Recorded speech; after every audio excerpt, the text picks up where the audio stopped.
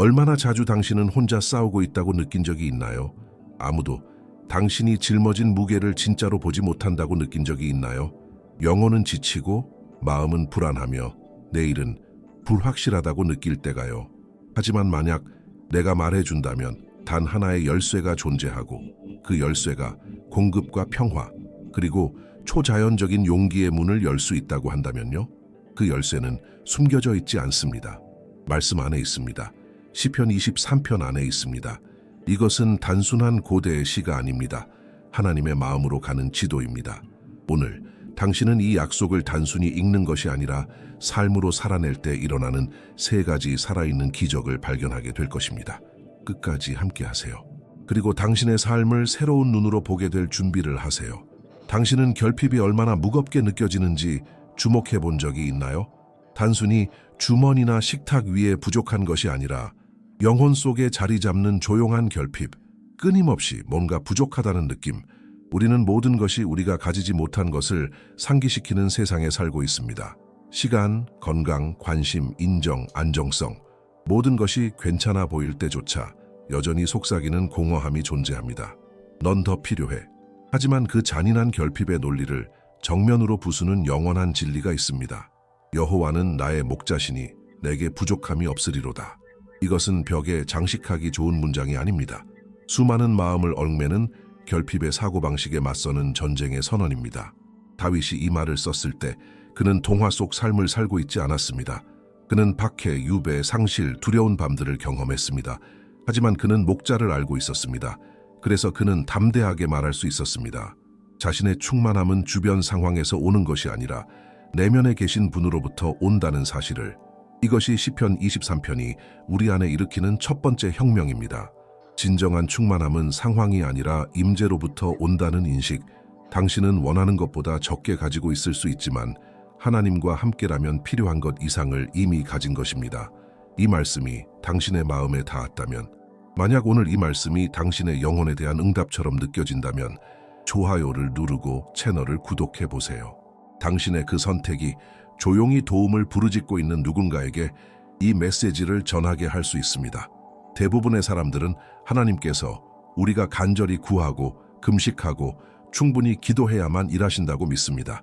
하지만 진정한 목자의 마음은 다릅니다. 그는 당신이 도움을 외치기 전부터 움직이십니다. 그는 미리 보십니다. 당신이 아직 골짜기가 다가오고 있다는 것도 모를 때 그는 이미 길을 준비하십니다. 양을 돌보는 목자를 생각해 보세요. 배고픔이 오기 전에 그는 이미 푸른 초장을 찾았습니다. 목마름이 오기 전에 그는 이미 잔잔한 물가를 알고 있습니다. 이리는 다가오기 전에 그는 이미 지팡이를 단단히 손에 쥐고 있습니다. 사랑으로 돌보는 이의 본성은 의무감이 아니라 미리 준비하는 것입니다. 하나님도 그렇게 일하십니다. 모든 것이 무너지는 것 같을 때조차 하늘은 놀라지 않았습니다. 고통이 오기 전 위로는 이미 준비되어 있었습니다. 상실이 있기 전 새로운 시작은 이미 예비되어 있었습니다. 질문이 생기기 전 대답은 이미 잉태되고 있었습니다. 공급의 기적은 단순히 하나님이 부족한 것을 채워주시는 것이 아닙니다. 당신이 느끼지 못했을지라도 그분이 결코 돌보는 것을 멈춘 적이 없었다는 사실을 발견하는 것입니다. 지금 당신이 불확실함의 시간을 살고 있다면 믿으세요. 지연되어 보이는 것은 사실 목적의 무대 뒤에서 정교하게 정렬되고 있는 중입니다. 당신의 기도가 아직 눈에 보이는 응답을 받지 못했더라도 공급은 이미 시작되었습니다. 조용히 보이지 않게 하나님의 정확한 때에 어떤 날은 몸은 누워 있어도 영혼은 쉬지 못합니다. 눈을 감아도 마음은 멈추지 않습니다. 걱정, 죄책감, 책임감, 마감일 고통. 밤의 고요함은 안식을 주지 않고 오히려 고통을 가져옵니다. 기도조차 무거운 할 일이 되어버린 것처럼 느껴집니다. 피난처가 되어야 할 곳이 무거운 짐이 되어버린 느낌. 마치 우리는 결승선이 없는 마라톤을 달리는 것 같습니다. 그러나 그때 하나님께서 속삭이십니다. 내가 너를 눕게 하리라. 내가 너를 쉴 만한 물가로 인도하리라. 내가 네 영혼을 회복시키리라. 이것은 제안이 아닙니다. 약속입니다. 시편 23편이 우리에게 보여주는 두 번째 기적은 바로 이것입니다. 휴식의 기적. 휴가나 일정이 없는 날에서 오는 것이 아니라 내부의 폭풍을 잠잠케 하시는 하나님의 품에서 오는 휴식. 성과 중심의 문화 속에서 심지어 믿음조차 경쟁이 되기 쉽습니다. 당신은 얼마나 자주 하나님께 충분히 하지 못했다는 죄책감을 느껴본 적이 있나요? 하지만 진정한 목자는 당신에게 달리기를 요구하지 않습니다. 그는 안식을 제안합니다. 그는 밀어붙이지 않고 인도하십니다. 그는 요구하지 않고 품어주십니다. 그는 평가하지 않고 치유하십니다. 오늘 성령께서 당신을 거룩한 멈춤으로 초대하십니다. 지친 당신의 영혼을 그분의 푸른 초장 위에 눕히도록, 당신이 아무것도 증명할 필요가 없다는 것을 믿도록, 단지 쉬고 그분이 온전히 회복하시도록 허락하는 것. 당신은 생존 모드로 살아가도록 창조되지 않았습니다. 그 끊임없는 불안, 항상 뭔가 해야 한다는 압박감, 그것은 하나님께로부터 온 것이 아닙니다. 당신의 평안을 훔치는 그 내면의 소음은 임재를 빼앗는 도둑입니다. 그래서 목자께서는 이렇게 말씀하십니다. 누워라, 쉬어라, 내가 돌볼게. 세상은 생산성을 외치지만 하늘은 신뢰를 속삭입니다. 하나님은 당신이 얼마나 애쓰는지, 얼마나 기도하고 섬기고 일하고 버티고 있는지 아십니다. 하지만 그분은 또한 알고 계십니다. 그 모든 이면에 지쳐버린 한 마음이 있다는 것을, 움직임을 전진으로, 활동을 영성으로, 피로를 충성으로 착각하고 있는 당신. 멈추는 것은 죄가 아닙니다. 물러나는 것은 실패가 아닙니다. 어쩌면 가장 깊은 순종은 바로 이것일지도 모릅니다. 해야 할 일이 남아 있어도 잔잔한 강가로 인도하시는 그분께 자신을 맡기는 것. 아무런 의무도 없는 그곳에서 단 하나의 초대를 듣는 것. 내가 너를 위해 하나님이 되어줄게. 얼마나 많은 응답을 당신이 놓쳤을까요? 너무 바쁘게 달려가느라 들을 수 없었기에. 얼마나 많은 하나님의 인도를 느끼지 못했을까요? 인간적인 일들로 당신의 영혼이 너무 바빴기에. 휴식은 하늘의 언어입니다. 세상의 소음이 가려버린 하나님의 속삭임은 바로 그 고요 속에서 들립니다. 오늘 멈추세요. 몇 분만이라도 멈추세요. 도망치기 위해서가 아니라 정렬되기 위해서, 잊기 위해서가 아니라 기억하기 위해서. 당신이 누구인지, 그리고 무엇보다 누가 당신의 걸음을 인도하고 있는지를 기억하기 위해서. 어떤 상처는 피를 흘리지 않습니다. 그것은 정중한 미소 뒤, 지켜낸 약속 뒤, 잠 못 이룬 밤들 뒤에 숨어 있습니다. 영혼은 천천히 조용히 병들어갑니다. 그리고 결국 어느 날 모든 것이 무너져 내립니다. 새로운 사건 때문이 아니라 이미 오래전부터 쉬어야 했지만 쉬지 않았기 때문입니다. 하지만 목자는 알고 계셨습니다. 당신이 인정하기 전부터 그분은 당신의 지침을 보고 계셨습니다. 그래서 그분은 약속하셨습니다. 내가 네 영혼을 회복시키리라.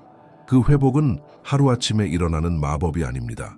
그것은 당신이 더 이상 혼자 싸우지 않기로 결정할 때 시작됩니다. 해야 할 일이 남아있어도 그분의 초장에 눕기로 결심할 때, 여전히 마음이 소란스러워도 잔잔한 물가에 자신을 맡길 때 시작됩니다. 하나님은 당신이 괜찮을 때까지 기다리지 않으십니다. 당신이 가장 힘들 때부터 시작하십니다. 그리고 때로 그분이 원하시는 건 단 하나입니다. 조용히 하는 것, 모든 걸 감당하지 못한 자신을 자책하는 걸 멈추는 것, 인정하는 것. 그래, 나는 인간이야. 그리고 고백하는 것. 내가 스스로 고칠 수 없는 것을 오직 하나님만이 회복하실 수 있다고. 이러한 살아있는 증거들이 많습니다. 수년간 불안 속에서 살아오다가 시편 23편에서 마침내 숨 쉴 수 있는 안전한 공간을 발견한 사람들. 그것은 값비싼 수양회도 아니었습니다. 휴일도 아니었습니다. 단지 하나님께서 기다리시는 친밀한 제단이었습니다. 그분은 속삭이셨습니다. 너는 항상 강할 필요 없어. 내 품 안에 있기만 해. 왜냐하면 그분이 회복시키실 때 그것은 단순한 위안이 아니라 다시 태어남입니다.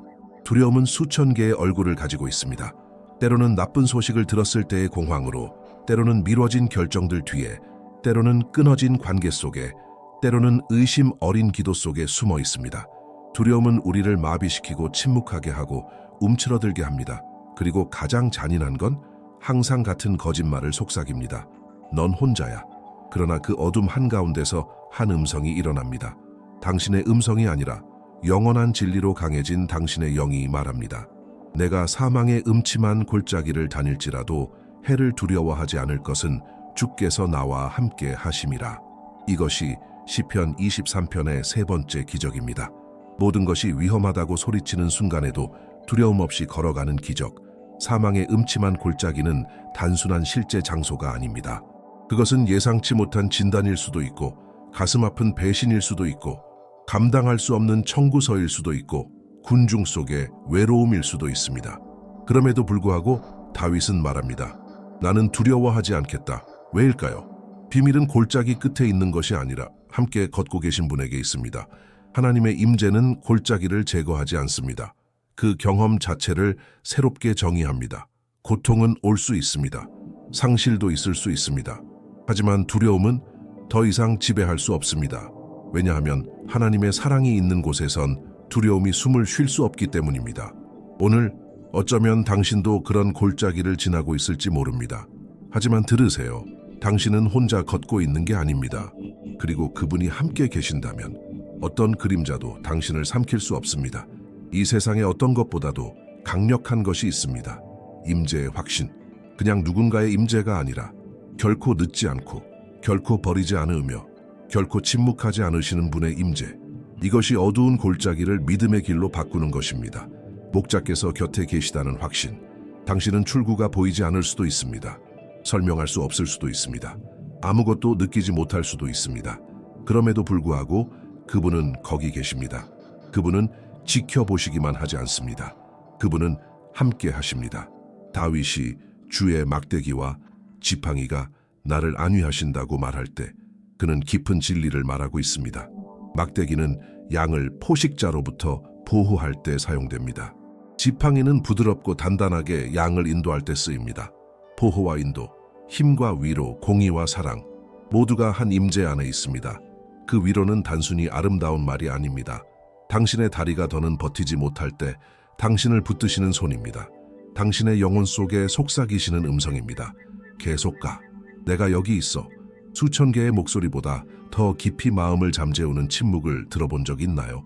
그것이 하나님의 임재의 소리입니다. 항상 즉각적인 기적이나 눈에 보이는 응답으로 오지는 않지만 세상이 줄 수 없는 것을 가져옵니다. 계속 나아갈 수 있는 초자연적인 용기. 만약 이 말씀이 당신의 마음에 울려 퍼지고 있다면, 지금 누군가 그런 골짜기를 지나고 있다면 이 영상을 공유해 보세요. 당신이 누군가의 기도 응답이 될 수도 있습니다. 왜냐하면 때로는 지친 영혼이 정말로 필요로 하는 건 단 하나의 말이기 때문입니다. 당신은 혼자가 아닙니다. 하나님이 당신과 함께 하십니다. 끝까지. 말씀을 읽는 것과 진리를 살아내는 것에는 차이가 있습니다. 많은 사람들이 시편 23편을 외우고 있지만 그 말씀이 단순한 문장을 넘어 살아있는 선언이 되었을 때의 능력을 경험한 사람은 많지 않습니다. 믿음으로 선포할 때 환경이 변화합니다. 그것은 당신의 말 자체에 능력이 있어서가 아니라 하나님의 말씀이라는 영원한 약속을 활성화시키는 영적 행동이기 때문입니다. 이것은 미신이 아닙니다. 공허한 반복도 아닙니다. 이것은 영적 자세입니다. 고통 한가운데서 여호와는 나의 목자시니 내게 부족함이 없으리로다라고 선포할 때 보이지 않는 세계에서 어떤 일이 벌어질지 상상해 보세요. 지옥은 떨고 두려움은 물러가며 영혼은 정렬되고 하늘은 움직이기 시작합니다. 병든 자녀를 앞에 두고 매일 이 시편을 큰 소리로 선포한 어머니들의 간증이 있습니다. 회사 화장실 안에서 마음이 무너질 때 이 말씀을 고백하고 평안을 얻은 직장인들의 이야기. 눈물로 가득한 방 안에서 내가 사망의 음침한 골짜기를 다닐지라도 해를 두려워하지 않으리니 라고 반복하며 혼자가 아님을 깨달은 청년들. 당신도 할 수 있습니다.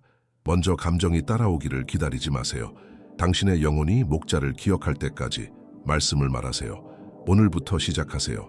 입을 여세요. 두려움을 물리치고 진리를 선포하세요. 왜냐하면 믿음이 말씀과 만날 때 불가능은 숨을 멈추고 하늘은 당신의 현실 가까이 다가오기 때문입니다. 하나님은 단지 당신을 지키시는 분이 아닙니다. 그분은 당신을 높이십니다. 그리고 그 일은 비밀스럽게 일어나지 않습니다.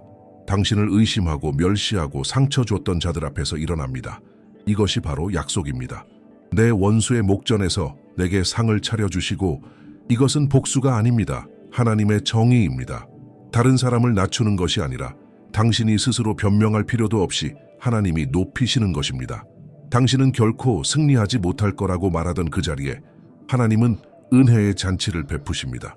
생각해 보세요. 전쟁터 한가운데 놓인 상.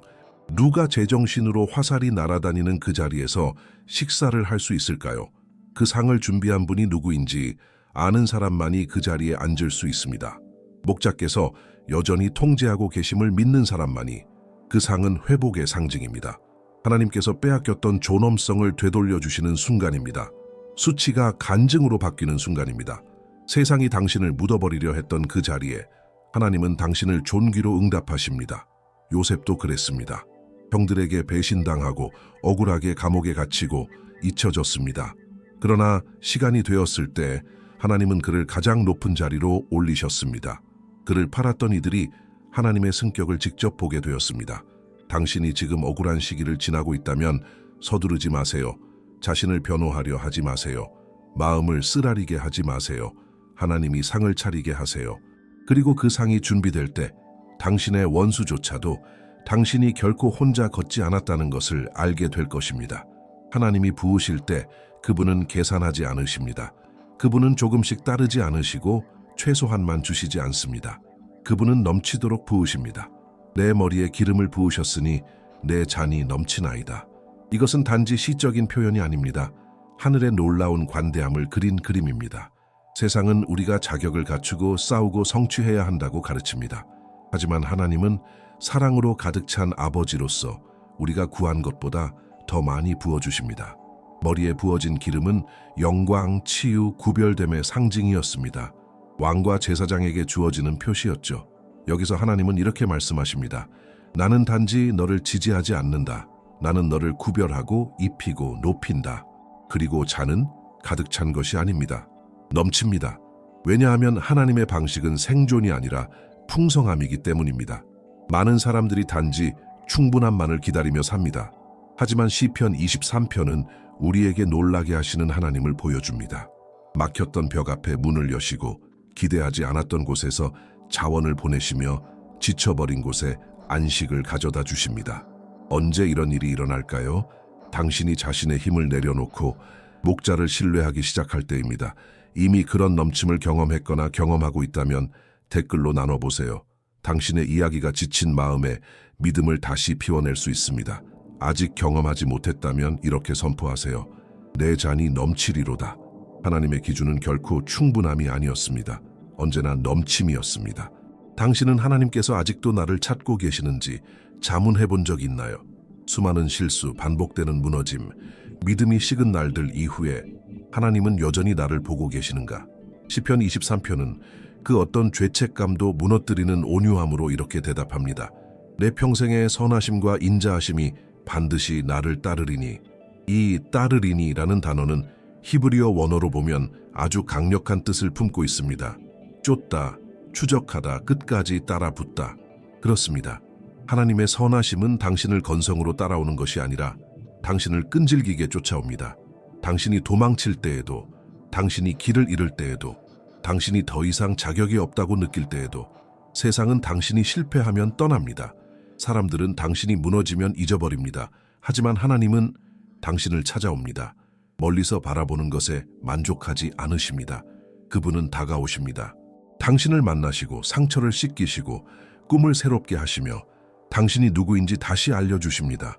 당신은 얼마나 자주 스스로를 보이지 않고 의미 없고 잊혀진 존재처럼 느꼈나요? 진실은 그런 날들 속에서도 당신은 은혜에게 쫓기고 있었습니다. 절망 직전이던 사람들이 말씀 하나, 영상 하나, 유년 시절의 기억 하나로 살아났다는 간증이 있습니다. 그건 우연이 아닙니다. 그건 끝까지 따라오는 자비였습니다. 오늘도 그 동일한 자비가 다시 당신을 찾고 있습니다. 당신은 너무 멀리 가지 않았습니다. 당신은 너무 늦은 것도 아닙니다.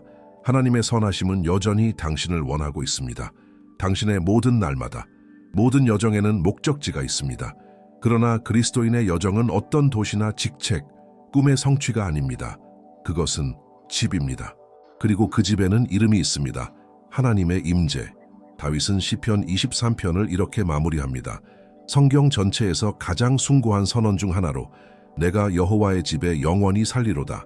그것은 방문이 아닙니다. 주일 예배 참석도 아닙니다. 그것은 거함입니다. 머무름이며 살림입니다. 그는 단지 물리적인 성전을 말하는 것이 아니라 끊을 수 없는 영원한 교제를 말하고 있습니다. 모든 것을 지나고 나서 하나님이 주시는 가장 큰 선물은 그분이 주시는 것이 아니라 그분 자신임을 알게 됩니다. 푸른 초장도 쉴만한 물가도 어두운 골짜기도 원수 앞에 잔치도 지나고 나면 마지막에 남는 건 이것입니다. 당신의 영혼이 항상 환영받을 수 있는 그곳이 있다는 확신. 당신은 한 번도 가본 적 없는 장소를 그리워한 적이 있나요? 그 그리움의 이름은 영원입니다. 그리고 그것은 우리 안의 불처럼 타오릅니다.